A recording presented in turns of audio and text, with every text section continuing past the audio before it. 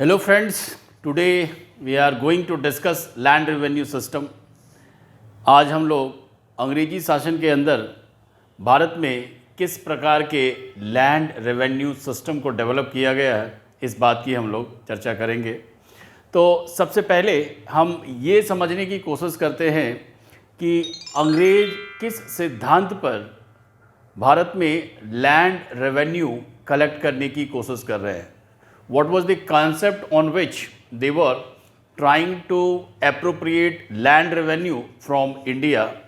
तो पहले हम ये देखें, land revenue system in India. जो कॉन्सेप्ट है वो ये कहता है कि India as a whole for British और वेर एवर देवर रूलिंग, जहाँ पर भी उनकी शासन है, उस लैंड एरिया को उन्होंने कहा वास्ट स्टेट, यानी वो क्षेत्र जिन पर वो शासन कर रहे हैं उसको उन्होंने क्या कहा, स्टेट कहा। और ये कहा कि चूँकि शासन उनका है इसीलिए ज़मीन पर जो हक है, जो ज़मीन के मालिक हैं, जो ओनरशिप है वो कंपनी का है, यानी स्टेट का ऑनरशिप। और स्टेट का मतलब उस समय ईस्ट इंडिया कंपनी है। तो इसलिए वो अपने आप को ज़मीन का मालिक मानते हैं और ये कहते हैं कि जो किसान उस पर खेती कर रहे हैं असल में वो सरकार की ज़मीन यानी ईस्ट इंडिया कंपनी की ज़मीन पर खेती कर रहे हैं और उसके लिए उनको ईस्ट इंडिया कंपनी को रेंट पे करना होगा। और ये रेंट का कैलकुलेशन का जो आधार है वो ये है कि जो किसान या कल्टीवेटर्स है उस पर खेती करने में जो उनकी लागत आ रही है, जो उनका इन्वेस्टमेंट है, कैपिटल इन्वेस्टमेंट है, जो उनका लेबर है, उन सब चीज़ों के ऊपर उनका मेहनताना जोड़कर, उनका जो लेबर है उसको जोड़कर बाकी जो भी उससे प्रोडक्शन हो रहा है वो सभी क्या है, स्टेट का ओनरशिप होना चाहिए। उसे उन्होंने क्या कहा, रेंट ऑफ द लैंड। इसी प्रिंसिपल पे उन्होंने इंडिया के अंदर न्यू लैंड टेनियर डेवलप किया। न्यू लैंड टेनियर, यहाँ पे जो पहले से इंडिया में लैंड रेवेन्यू सिस्टम का जो तरीका था उससे थोड़ा ये डिफरेंट है। लैंड टेनियर, टेनियर का मतलब यह है the terms and condition which binds the state with the whosoever is collecting the revenue, या फिर जो खेती कर रहे हैं। कहने का मतलब ये है कि इस लैंड टेनियर का मतलब हुआ the terms and condition that was imposed on the zamindars who were entitled to collect revenue in the zamindari system, या फिर महलवाड़ी सिस्टम हो या रैयतवाड़ी सिस्टम हो, सब जगह पे अलग अलग तरीके का सेटलमेंट किया गया है, राइट। तो लैंड टेनियर का मतलब क्या हुआ, दी टर्म्स कंडीशन जिसके तहत कि जो स्टेट और कल्टीवेटर या ज़मींदार के बीच क्या है, संबंध डिफाइन हो रहे हैं, उसको हमने क्या कहा, लैंड रेवेन्यू लैंड टेनियर कहा। अब आइए हम समझते हैं इसे समझने के बाद कि अंग्रेज़ों ने भारत में कौन कौन से लैंड रेवेन्यू सिस्टम डेवलप किए। तो उन्होंने इंडिया में 3 तरीके के लैंड रेवेन्यू डेवलप किए। 3 टाइप्स ऑफ लैंड टेनियर भी कह सकते हैं। Number 1 is ज़मींदारी। ज़मींदारी, ज़मींदारी से इसलिए कहते हैं कि ज़मींदारों को यहाँ पे रेवेन्यू कलेक्शन का राइट दिया गया था। और इसके पहलू को हम समझ लें। ज़मींदारी के कुछ जो फैक्चुअल पॉइंट है जो प्रीलिम्स के लिए काफ़ी महत्वपूर्ण है। पूरे जो ब्रिटिश भारत का 19% लैंड एरिया है उस पर ज़मींदारी सिस्टम है। 19% लैंड एरिया पर ज़मींदारी सिस्टम है, जिसमें मुख्य रूप से Bengal, Bihar, Orissa, Bengal, Bihar, Orissa, then Banaras, united province, then northern Carnatic, north Carnatic, ये एरिया कहाँ आते हैं? ज़मींदारी सिस्टम के अंदर आते हैं। जो दूसरा सिस्टम है उसको कहा गया है महालवाड़ी, महालवाड़ी सिस्टम। इसमें जो टोटल लैंड एरिया का 30% एरिया महालवाड़ी के अंदर आता है और इसके अंदर यूनाइटेड प्रोविंस लार्जली यूपी है, major portions of UP, CP and Punjab, major portions of UP का मतलब उस समय उसे यूनाइटेड प्रोविंस कहते हैं, province. Then CP is central province जो आज मध्य प्रदेश है, एंड पंजाब। इन एरियाज़ में महालवाड़ी सिस्टम था जो कि टोटल ब्रिटिश लैंड एरिया का 30% है। Then third system is ryotwari system, ryotwari system. ये सबसे अधिक रैयतवाड़ी सिस्टम प्रिवेलेंट था। 51% ऑफ द ब्रिटिश एरिया ये Madras presidency, Bombay presidency and Assam में ये प्रिवेलेंट था। इसके कुछ एक्सेप्शंस हैं लेकिन मेजरली मद्रास, बॉम्बे और असम में ये रैयतवाड़ी सिस्टम प्रिवेलेंट था। इसको ध्यान रखेंगे। अब आइए एक एक करके हम ये समझने की कोशिश करें कि ज़मींदारी सिस्टम के क्या फीचर्स थे, कैसे कब इंट्रोड्यूस किया गया और उसमें क्या क्या बदलाव किए गए। तो पहले हमने देखा कि ज़मींदारी को बिहार, बंगाल, उड़ीसा में लागू किया गया। यही वो राज्य थे जहाँ पे अंग्रेज़ों ने सबसे पहले अपना रूल इस्टेब्लिश किया था। ज़मींदारी सिस्टम को 1790 में इंट्रोड्यूस किया गया था और इसे सबसे पहले 10 साल के लिए इंट्रोड्यूस किया गया था। इसे डेसीनियल सिस्टम भी कहा गया क्योंकि ये 10 साल के लिए शुरुआती दौर में लाया गया था। लॉर्ड कॉर्नवालिस उस समय गवर्नर जनरल हैं बंगाल के, लॉर्ड कॉर्नवालिस। काफ़ी सोच विचार के बाद उन्होंने बंगाल में, बंगाल, बिहार, उड़ीसा और जो क्षेत्र थे वहाँ पे ज़मींदारी सिस्टम इंट्रोड्यूस किया और 1793 में इस ज़मींदारी सिस्टम को परमानेंट कर दिया गया और तब से इसका नाम पड़ गया परमानेंट सेटलमेंट। परमानेंट सेटलमेंट का मीनिंग मैं आपको समझाता हूँ। यानी कि जब 10 साल के लिए ज़मींदारी दी गई थी, ज़मींदारों को ज़मींदारी देने का मतलब कि ज़मींदारों को लैंड रेवेन्यू कलेक्ट करने का राइट दिया गया था। ठीक है, तो जो भी रेंटल इनकम तय किया गया था वो पहले 10 साल के लिए था, लेकिन 1793 में कोर्ट ऑफ डायरेक्टर से परमिशन आने के बाद लॉर्ड कॉर्नवालिस ने डिसीजन लिया कि इसको फॉरएवर परमानेंटली ज़मींदारों को दे दिया जाए ज़मींदारी, यानी बाद में किसी भी तरीके का रेंटल जो इनकम है उसमें किसी भी तरीके का रिवीजन नहीं होगा, वो फॉरएवर परमानेंट हो गया।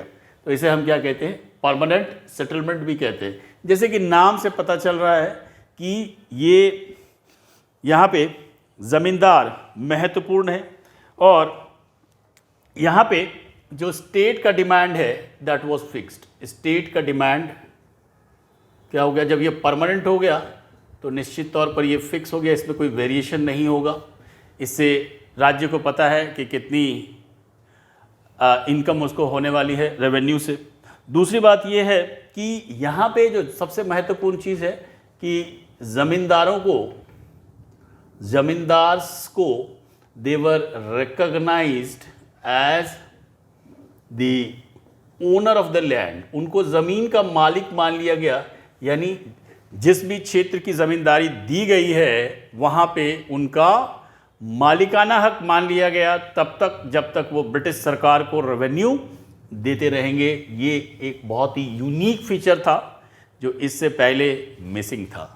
तीसरा ये है कि zamindars were held responsible by the state for collection of revenue, यानी सरकार के खजाने में रेवेन्यू जमा कराने की जो जिम्मेदारी थी वो जमींदारों की थी। सो जमींदार्स वर रेस्पॉन्सिबल, उनकी जिम्मेदारी थी for collecting and depositing revenue in the state exchequer, राज्य के खजाने में जमा कराने की जिम्मेदारी उनकी थी। ठीक है, तो ये कुछ खास फीचर है, लेकिन इसकी कुछ कमियां भी हैं। अच्छा, दूसरी बात ये कि यहाँ पे जो स्टेट का डिमांड था, state demand was fixed at 89% of the rental. Rental क्या था वो हमने बताया, और 11% वॉज लेफ्ट फॉर दी ज़मींदार, ज़मींदारों के लिए 11% छोड़ दिया गया, और स्टेट का जो डिमांड था वो 89% ऑफ दी रेंटल इनकम था। ये तो इसके मेन फीचर हो गए। इसकी कुछ बड़ी कमियां भी थी, इसको भी हम समझने की कोशिश करें। हमने ये देखा कि यहाँ पे स्टेट है यानी ब्रिटिश हुकूमत है, और उन्होंने एक लेयर क्रिएट कर दिया, जैसे हमने क्या कहा, ज़मींदार। ये एक तरीके के इंटरमीडियरी या बिचौलिए हैं जो स्टेट और पीजेंट या कल्टीवेटर के बीच क्या है, ज़मींदार है, यानी इंटरमीडियरी है। यानी स्टेट को ज़मींदारों से कितना चाहिए ये तो फिक्स कर दिया गया, लेकिन बदले में ज़मींदार कल्टीवेटर से कितना रेवेन्यू कलेक्ट करेंगे, ये चीज़ें अनसेटल्ड थी। यहाँ पे ये चीज़ क्या है, अनसेटल्ड है, यानी ज़मींदारों की मर्जी पर था कि वो कल्टीवेटर से कितना रेवेन्यू कलेक्ट करते हैं। तो ये इसकी एक बहुत बड़ी कमी थी, और उसकी वजह से जहाँ पे भी ज़मींदारी सिस्टम था वहाँ पे कई सारे अनरेस्ट देखे गए, और इससे जो शासन व्यवस्था है उसमें बाद में कई सारे सुधार भी लाए गए। ठीक है, तो ये था आपका ज़मींदारी सिस्टम। दूसरा जो सिस्टम है उसको हम लोग महालवाड़ी कहते हैं। जैसा कि नाम से पता चलता है महाल, तो यहाँ पे महाल का मतलब है स्टेट, यानी पूरे गांव की ज़मीन को महाल कहा गया। सेकंड सिस्टम इज़ महाल वाड़ी, या विलेज वाइज या स्टेट वाइज या महाल वाइज रेवेन्यू कलेक्शन किया जाएगा। यानी यहाँ पे ज़मींदार नहीं है, ज़्यादातर पूरे गांव के लोगों को शेयरर ऑफ द लैंड मान लिया गया, और सबके बिहाफ में एक व्यक्ति जो कि लैंड रेवेन्यू कलेक्ट करेगा और वो राज्य के खजाने में जमा करा देगा। यही ये सिस्टम था। यानी यहीं पे लंबरदार का कॉन्सेप्ट आता है, जो लोकल विलेजमैन है या विलेज हेडमैन है, गांव का जो मुखिया होता है उसे ही लंबरदार कहा गया है। और लंबरदार LAMBARDAR, लंबरदार, इसकी रिस्पॉन्सिबिलिटी है कि वो गांव के सभी लोगों से रेवेन्यू कलेक्ट करके राज्य के खजाने में उसको जमा करा दे। इसकी जो शुरुआत है 1822 में हुई थी। सबसे पहले 1822 में इसकी शुरुआत हुई थी, जबकि हॉल्ट मैकेंजी ने रेगुलेशन ऑफ 1822 के तहत इसका जिक्र किया था। सबसे पहले इसकी शुरुआत हॉल्ट मैकेंजी ने की थी, और इसी के आधार पर आगे भी क्या है, इसको बढ़ाया गया। लेकिन यहाँ पे लैंड रेवेन्यू का डिमांड बहुत ज़्यादा था, इसी वजह से ये काफ़ी अनपॉपुलर हो गया। बाद में 1833 का रेगुलेशन आया, और यहाँ पे मार्टिनिस बर्ड, ये नाम इम्पॉर्टेंट है, मार्टिनिस बर्ड, उन्होंने एक नया सिस्टम लागू किया, और जिसके तहत जो टोटल रेंटल इनकम है उसका 66% स्टेट शेयर डिक्लेयर कर दिया गया। यानी राज्य के खजाने में टोटल रेंटल इनकम का 66% जाना चाहिए। ये नया सेटलमेंट किया गया, ये नए रेगुलेशन 1833 के तहत लाया गया, जैसे कि मार्टिनिस बर्ड लेकर आए थे, और इसीलिए कहा जाता है कि father of land revenue system in north India. Martinis को क्या कहेंगे? Father of land revenue system in north India. जो तीसरा सिस्टम है उसका नाम है रैयतवाड़ी। रैयत, जैसे कि नाम से ही पता चलता है कि रैयत का मतलब होता है कि actual tiller of the land, यानी ज़मीन पर वास्तविक खेती करने वाले लोगों को हम क्या कहते हैं? रैयत। और उसी से ये रैयतवाड़ी सिस्टम डेवलप हुआ। यहाँ पे रैयत यानी जो कल्टीवेटर्स हैं उनको लैंड का ओनर माना गया। रैयत को ही क्या बोला गया? They are the owners of land. इस सिस्टम को सबसे पहले 1792 में कैप्टन रीड और मुनरो ने लागू किया था। ठीक है, कैप्टन रीड हैं और थॉमस मुनरो, दो मुनरो है, नाम याद रखने के लिए आप थॉमस मुनरो याद रखिए। एक हेक्टर मुनरो भी है जो बक्सर के वॉर में पार्टिसिपेट करते हैं। ये थॉमस मुनरो है जिन्होंने कि सबसे पहले 1792 में इसको लागू किया था। और यहाँ पे एक ख़ास बात ये है कि ये जो लैंड रेवेन्यू है वो एक्चुअल प्रोड्यूस के ऊपर है। ठीक है, it was based on the actual produce, यानी उत्पादन पर आधारित था। और टोटल उत्पादन का 50% क्या है? स्टेट शेयर डिक्लेयर कर दिया गया, यानी जो टोटल उत्पादन होगा उसका आधा हिस्सा राज्य को दे दिया जाएगा। लेकिन यहाँ पे जो कलेक्शन है रेवेन्यू का वो कैश में होगा, काइंड में नहीं होगा, यानी it has to be paid in money. पैसे में देना था, अनाज में नहीं देना था। तो इससे जो एक समस्या उभरेगी वो क्या है? अगर मार्केट के अंदर फ्लक्चुएशन आएगा तो उससे किसानों को दिक्कत होगी। पहले उनको अपने प्रोड्यूस को सेल करना होगा मार्केट में और फिर जाकर वो लैंड रेवेन्यू कैश में जमा कर सकते हैं। बाद में जब हेक्टर मुनरो मद्रास के गवर्नर बने तो उन्होंने पूरे मद्रास रीजन में इस सिस्टम को लागू किया गया और बाद में दूसरे जगहों पर भी इसको लागू कर दिया गया। और फिर 50% की बजाय जो लैंड जो स्टेट का शेयर है उसको 1/3 ऑफ दी प्रोड्यूस कर दिया गया। तो ये था दोस्तों land revenue settlement in British India. कहने की ज़रूरत नहीं है कि it was a exploitative kind of system. ये क्या है? एक शोषणकारी नीति थी जिसकी वजह से जो किसान थे वो काफ़ी दरिद्र हो गए, उनके पास कुछ भी नहीं बचा था। हर जगह पे किसान क्या है? गरीबी, भूखमरी का शिकार हो गए थे। और इससे किसानों के अंदर एक बड़ा अनरेस्ट था और इसी वजह से आज़ादी के समय अनाज की एक सीरियस क्राइसिस भी हमें देखने को मिली थी। तो चलिए फिर मिलेंगे हम लोग दूसरे वीडियो में।